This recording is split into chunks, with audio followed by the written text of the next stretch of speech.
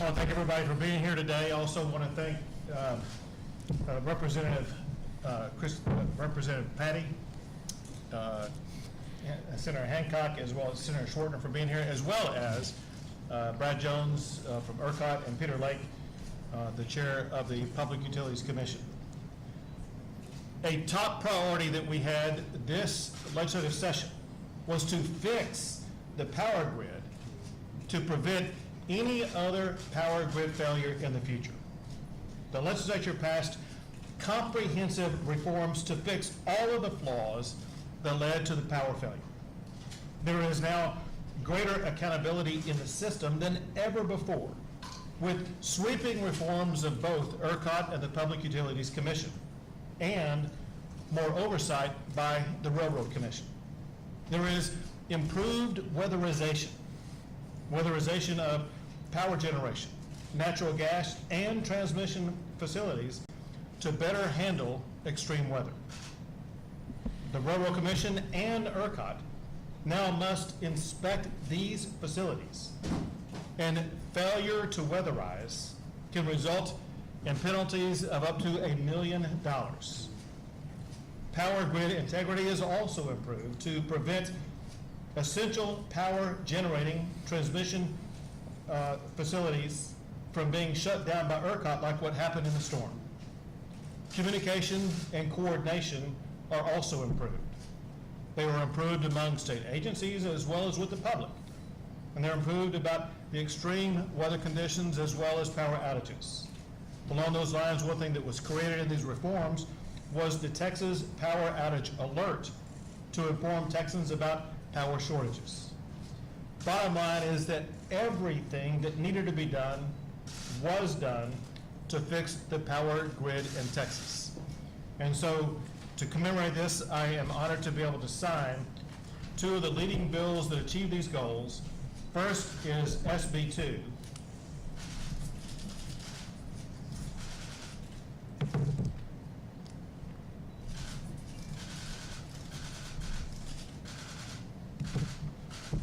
And second is SB 3.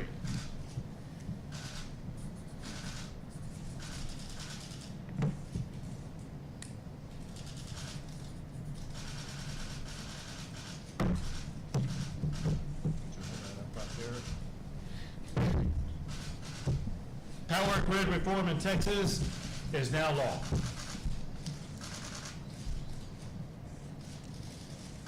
All right.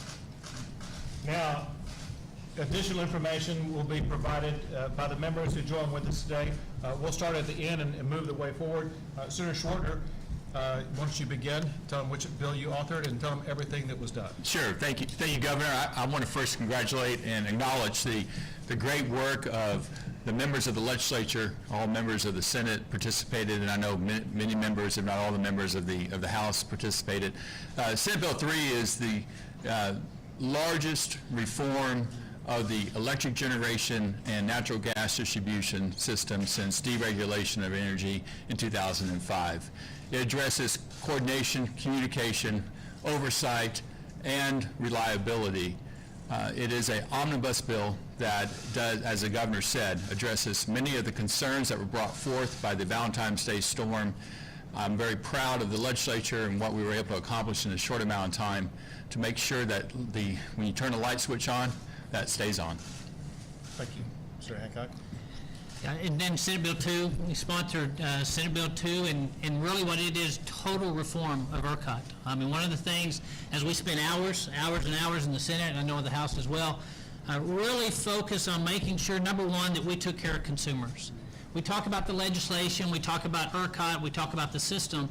Our ultimate goal was to make sure that those individuals, those consumers, our constituents back home, never ever had to deal with this issue ever again. And that was the charge we had. We wanted to take care of consumers and make sure that we had a reliable, affordable, and a system that would maintain an integrity for our economy to continue to grow at the record pace that it's grown for years to come. And we felt like that all started with leadership. And so in Senate Bill 2, we completely reformed ERCOT. ERCOT previously was formed of industry experts, which was all great. But we found in our conversations, in our hearings, that there began to be some conflicts of interest. And so we blew it up. It is a completely independent board now whose 100% focus, whose entire goal is making sure that ERCOT stays strong, reliable, stable, and affordable, continue to grow our great economy. We looked across the globe at what other reforms were, how were other boards made up, and we comprised that into this new form that we make sure that now the ERCOT board has one obligation only, and that is to keep the lights on and make sure, and that's where it starts with the leadership. They are committed, we are committed to making sure that the implementation of this legislation moves forward, both at the PUC, but at the board as well, and we look forward to making sure that we continue the great economy through great provisions, through legislation, that the lights stay on, the machine shops keep working, and there can be confidence now in the system that we have in the great state of Texas. Thank you. And now Representative Pat. Thank you, Governor, and I had the privilege of working with these two gentlemen on both SB2 and SB3 on the House side, so we had a few things going on. And I would remind you, there were a whole lot of other bills as well that we were not necessarily doing signings on, but were part of the greater solution. When we came into this session and had this event, we immediately were focused, and I appreciate the Speaker and his leadership, and the Lieutenant Governor and the senators on their side, and really working collaboratively to address what we found very quickly to be the major issues: oversight and accountability, communications failures that were happening throughout the system, and then, of course, the weatherization issues. And I think in these bills, particularly SB3, we address all of those, and SB2 as well. We look at ERCOT for the reasons that Senator Hancock explained. We found a system that wasn't working properly, that we had folks that were serving in those capacities who might have had their own best interests at heart as opposed to the ERCOT system itself and citizens of Texas. And so I think we performed that very well. I will remind you that not only with these bills, but many other bills dealing with some of the structural issues, but also securitization and other things, every one of these were with an eye towards the consumer. Every one of these are about doing things that are going to help consumers, whether it's making sure that their bills are going to remain low and that they don't experience extreme financial hardship as a result of this event, or making sure that we don't have another one of these events. Every one of these issues are focused on the consumers, and so for anyone who says that we weren't focused on consumers throughout this process, I disagree very, very strongly. And so I'm excited about what we've got done here. There's more to be done. I also appreciate the work of the PUC and the ERCOT, who are already working very hard. There's some workshops going on last week where they're already beginning the process of implementation of these bills, even before they were signed, working on those issues and trying to address some of the issues as it relates to the market structure that we also want to continue to look at to make sure that we have a system that is working, that is going to continue to send the right signals to the market to incentivize the type of generation that we need to continue to be able to support the growth that we've experienced in Texas. We want that to continue. And for that to happen, we have to have a stable grid, and people have to have confidence in the system as it relates to our electricity. And so I'm very proud of the work this body has done. I thank the Governor for his leadership as well on these issues, and very proud to be here today, Governor. Thank you very much. Listen, we know that there's so much more to say about this, and there may be a lot of questions about this. And so we welcome any and all questions you all can ask about the power grid so that we can make sure that the public is fully informed about everything that was done to ensure that the power grid is fixed in Texas. Yeah, Governor, you actually said back in February that you were open to anything, questions you just said just now, and you actually said that you would actually do an investigation into ERCOT and an immediate transparency of ERCOT. You turned down multiple times public information requests by what your representatives were doing at ERCOT at the time. You had two people there. One gentleman was called Mr. Ramos. I'm sure you know him. So are you ever going to release those documents so we can see what happened? Because we do know that the maximum power charge was $9,000. That stayed on for days after the event ended. Do we know what happened? Sure. Any and all documents that were subject to a PIA request have been turned over. If you let me finish my statement, have been turned over to the people in charge of that in the office. and they make the decisions about which documents are authorized to be released and which are not. So we've turned over all documents that may exist by anybody. Next question, next question, sorry, sir. Concerned that these reforms that are being called for certainly won't be in place during the peak summer demand. And there's also concern that they may not be in place during the next winter storm event when that happens. Are you concerned about that? So really, first, I will disagree with you about that. As both the members and as necessary, the ERCOT and PUC chairs could weigh in on this. They are fully prepared to ensure that the power grid is stable both during the summer as well as the winter. But I'll first open it up to the members to tell you more why. Yeah, and Maria, I'll tell you, I mean, we're in a lot better position today. I mean, we saw in the hearing that PUC is already moving in the direction to implement some of the things that were discussed in it. But also our reserve capacity is much different today than it was. We're going to be at 15.8 reserve, which we've been down at 13, which means we got that reserve capacity coming. We have 20,000 megawatts of solar coming online for this summer. Even though we're looking at a capacity of 75,000 megawatts, we still have that reserve. And if you go into 2022, based on what's already in the queue, what we know is coming, we're looking at a reserve capacity of 28%. And so when you look at our system continues to grow, and we continue to have investment that helps meet the demands that we have on our load. And so that's why if you look at the report that ERCOT had out regarding summer capacity, that they feel very comfortable that we'll be able to meet the demands this summer. What about winter? I would say saying behind us is evidence of the new leadership at both ERCOT and the PUC, which in and of itself leads to better communication, coordination. The entire leadership, entire legislature, the people that work at ERCOT, PUC, and the Railroad Commission understand that this is an issue that is front and center, is on the front burner, and needs to be addressed. And the provisions in SB 3, I have full faith they will take firmly in their hands and run forward in implementing those changes. I think also, even when we look at scarcity events, which we experienced obviously during this winter storm, which led to some pretty severe financial ramifications, I think already those things are being worked on. I mean, if you happen to have some time to tune into the workshop last week with PUC, you heard from both the PUC and ERCOT, where they were already working on some of these issues, particularly as it relates to ancillary services and situations where we saw those exceed 9,000.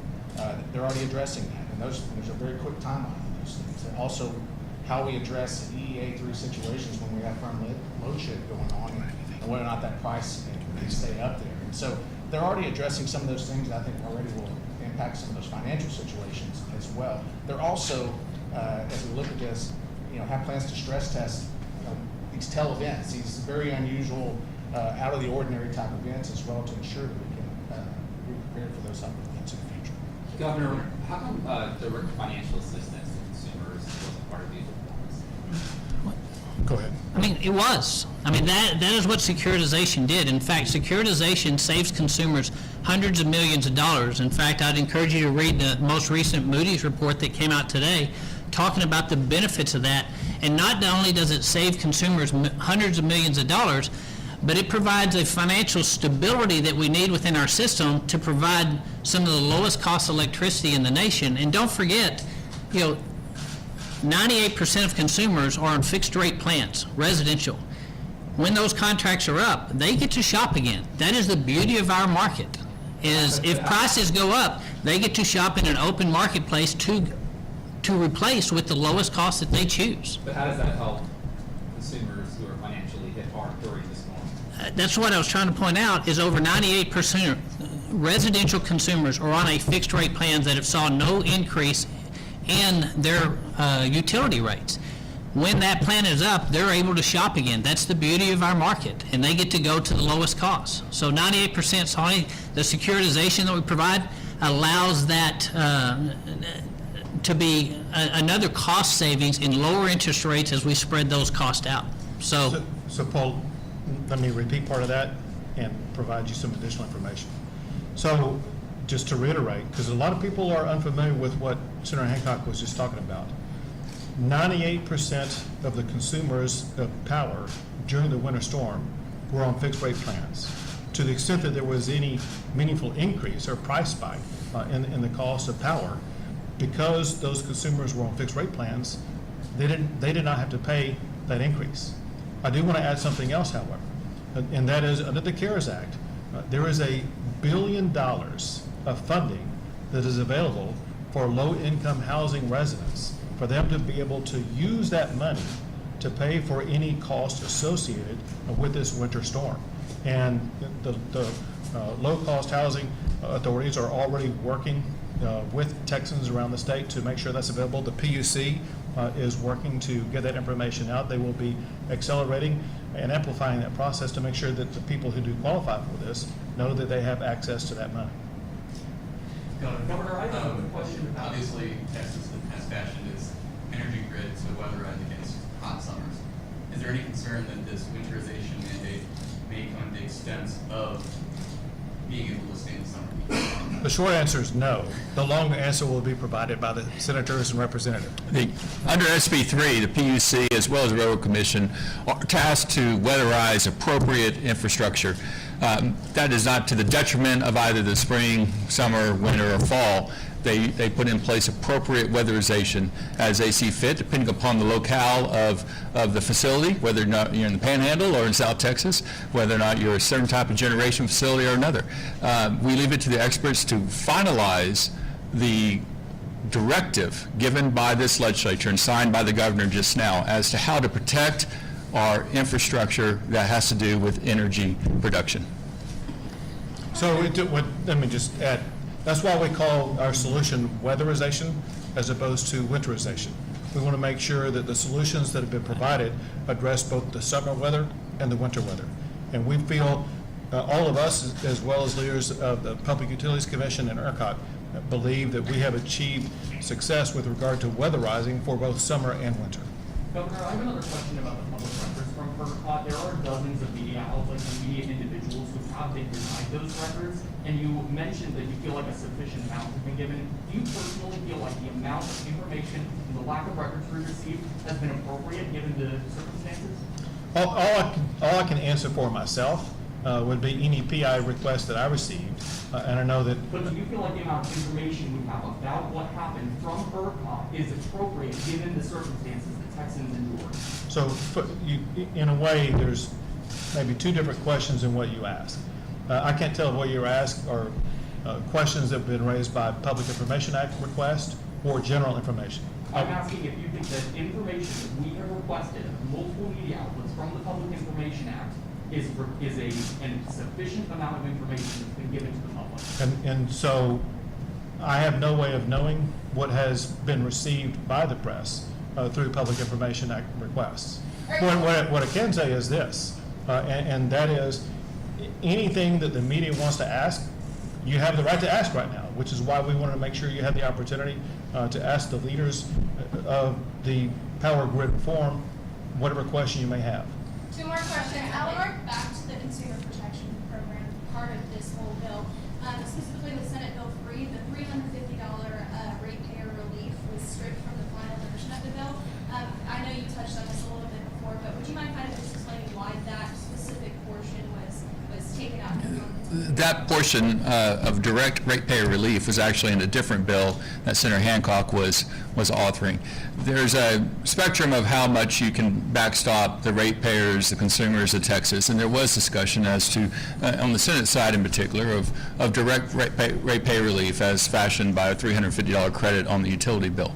That's still something up to for discussion and might be visited again.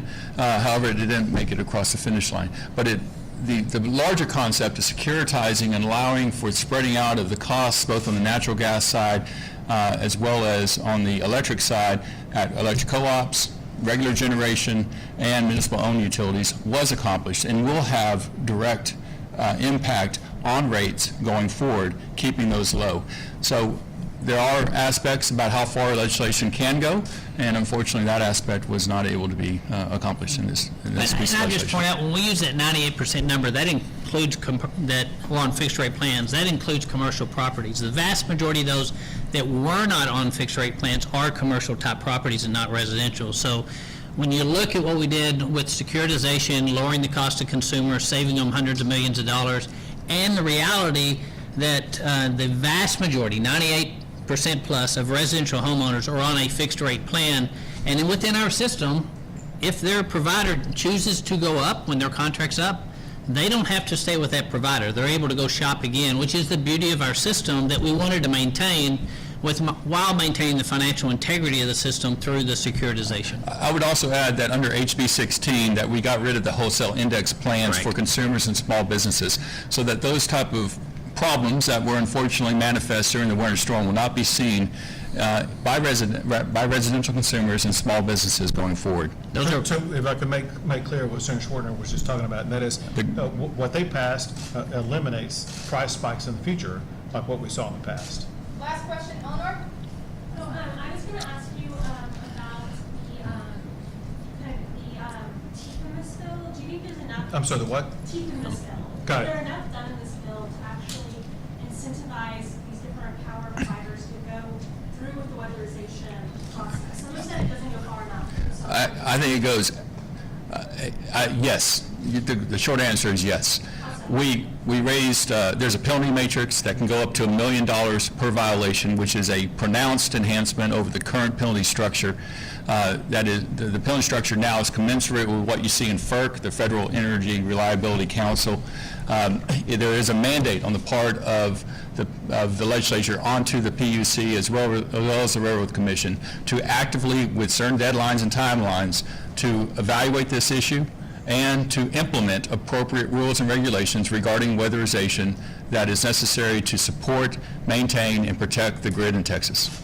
I would add, I'm sorry. go ahead. Well, and let me point out, there's no one sitting or standing here who does not remember that week.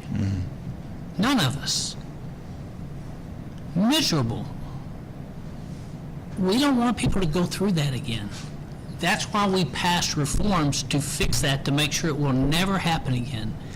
We're not immune from feeling the hurt and the pain and the loss of people across Texas. We know it, we feel it, we'll never forget it, but we're going to move forward with the reforms that fix the system. And just to further what they were saying on the teeth in this, there are teeth. The penalty matrix that was mentioned there, you know, I think looking back, we saw the failures of a system that was kind of a suggestion of sorts when it came to submitting weatherization plans, emergency operation plans. There's actual requirements now in that, and there are penalties for noncompliance, and there will be enforcement. The PUC will be doing that. There's additional dollars that have been appropriated. And inspections as well? For inspections as well to be able to do that, and so I'm very confident there. I would also mention, I've seen lots of reports from you fine folks that talked about how we took it easy on natural gas and the oil and gas side. I wish you would go tell them that, because that's not what they're whining in my office. That is not what they're saying. And I think maybe part of where that comes from is the confusion on what we did on limiting it more to the mapping process and identifying critical infrastructure. Because again, remember, the whole goal here was to identify critical infrastructure as it relates to the supply chain for electric generation, which does not require weatherization of every single wellhead in this state. And so we were very much focused on, and we accomplished in these bills, the very thing that we set out to do, and that is to improve the reliability of our system and shoring up that supply chain. And so, again, same penalties applying, up to $1 million a day on those incidents to add up pretty quickly. And so I'm very confident folks are going to comply, because if not, it's going to be pretty punitive if they don't. Great, thank you all so much for coming.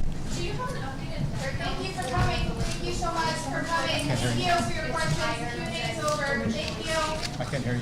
Do you have an updated death toll for the week this morning? So with regard to that, that's something that the Department of State Health Services is in charge of, and they constantly monitor it and update it on an ongoing basis. This is a process that you may have seen DSHS engage in response to COVID, and that they're doing the same thing with regard to the winter storm, and they will provide constant updates. Great, thank you so much.